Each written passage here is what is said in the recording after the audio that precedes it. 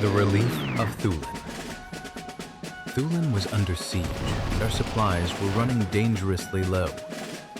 In a theater of this scale, a passive defense will only buy you time. Eventually, the meat grinder wins. The only real hope for rescue was a massive, coordinated counteroffensive. But to pull off a successful counterattack in this game, an immense number of strategic pieces have to fall perfectly into place. This is the story of the relief of Thulin. When I first arrived in the sector, the situation actually seemed manageable. The enemy hadn't secured a solid foothold inside the city limits yet, and our defensive perimeter was dug in deep. In fact, Aboy's Paracotest, Sheeny, and Karubi were so incredibly relaxed that they were casually arguing over the radio about which equipment in the game is the absolute cheesiest of them all, with Paracotest desperately trying to act as the voice of operational reason. But behind the banter, the tension was rising.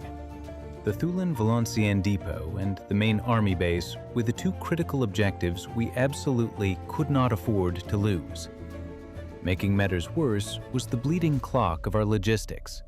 Our equipment pool was strictly finite and rapidly decreasing. We knew with absolute certainty that if this battle dragged on too long, we would simply run out of hardware to fight with. Part 1. Armor and Ambushes. After confirming that the Valenciennes depot was locked down and protected, I decided it was time to bring out the heavy iron. I climbed into my trusty Panzer 38T light tank and rolled out to set up a textbook ambush position. The pressure was mounting. The Allies were creeping closer and closer to the city gates, aggressively hiding forward mobile spawns in the surrounding terrain. I cut my engine close to Shiny's position and waited in the brush. Shiny unfortunately caught the attention of an encroaching Allied tank and got blown to hell, but his sacrifice wasn't in vain.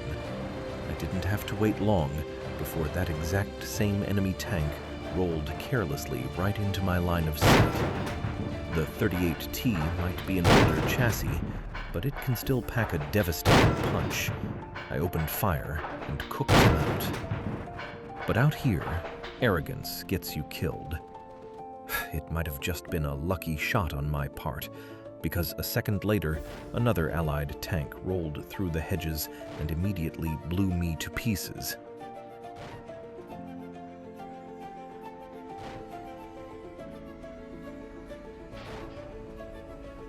Part 2. The Sapper. Every time you spawn in as a Sapper in this game, a strange psychological transformation occurs. You cease to be a modern soldier, and you become a digital Don Quixote. There I was, tilting at windmills, except my windmill was a 20-ton, steel-plated, fire-breathing Allied tank, and my noble steed was a pair of standard-issue infantry boots sprinting full speed through the mud. My squad mate Shiny had already gone down in a blaze of glory, the faithful Sancho Panza to my absolute madness.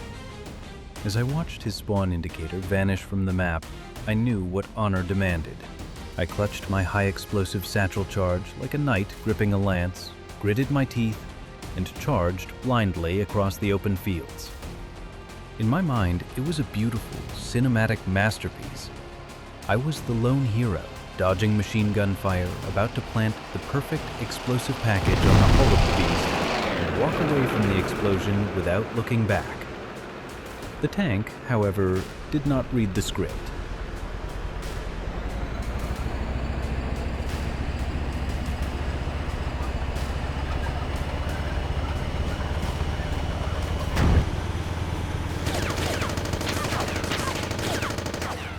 It turns out that charging a tank with nothing but a satchel and a dream is a great way to meet your maker. Dulcinea would have been incredibly disappointed. Part 3. Vongsters changes gears. The map screen was a disaster. Bright red marks were dotting the grid, creeping closer and closer to the city center. We were suffocating.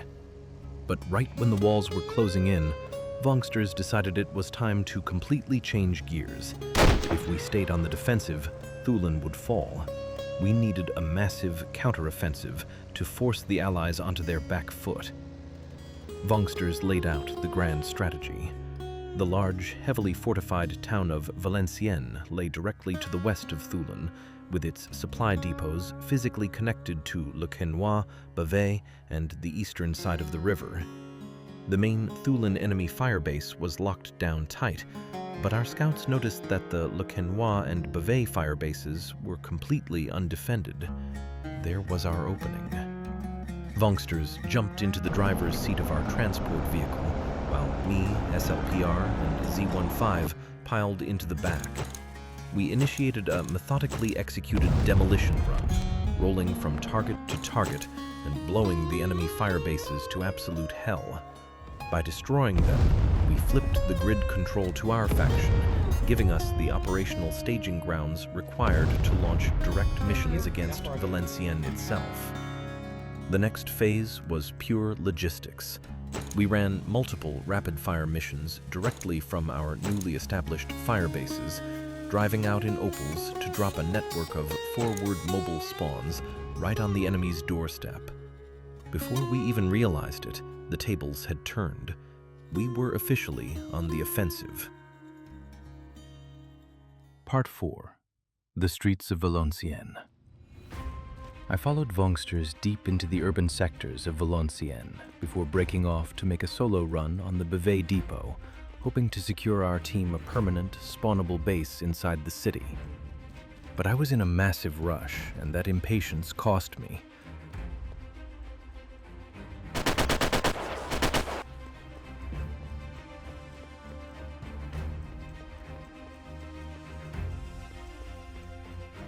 I didn't take proper care to scan for static defenses, and an automated AI position cut me down instantly. My next attempt went about as well as the first. I rushed back to the grid, but the Allies had already reinforced the depot.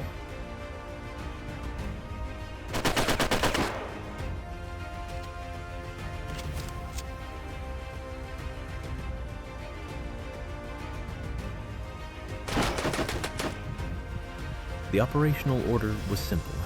Keep the city contested at all costs to draw pressure away from Thulin.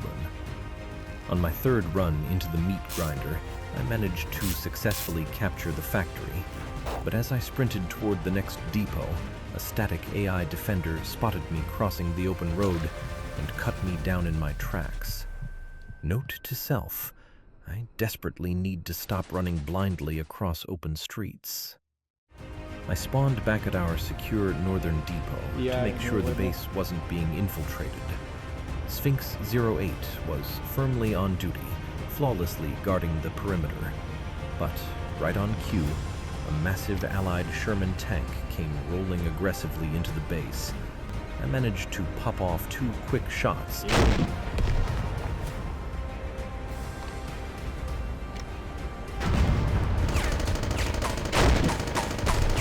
Sphinx immediately followed up, hammering it with a 3rd and 4th shots that finished the job. Finally, the second Sherman of the day was dead. Part 5. A successful failure. At this stage of the operation, the southeast portion of Valenciennes was firmly in Axis hands. The map was looking promising. Our squads pushed inward, trying to capture the critical central depot, right at the exact same crossroads where I had been gunned down earlier. Everything seemed to be holding together. But in a persistent war, things fall apart fast. Out of nowhere, the radio crackled with disaster. We had just lost the East Army base. Joker 1977 and I immediately pivoted and made a desperate run to reinforce the structure. But an army bunker is a hard place to rush when the enemy is dug in and waiting.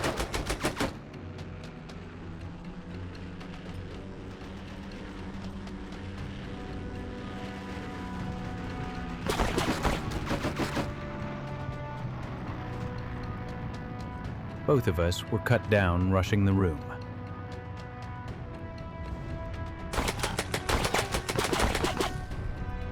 That was the beginning of the end. The next thing I noticed was a frantic SOS signal blinking on the map. our vital Le Quesnoy Firebase was under heavy attack. I respawned there instantly, but it was already too late.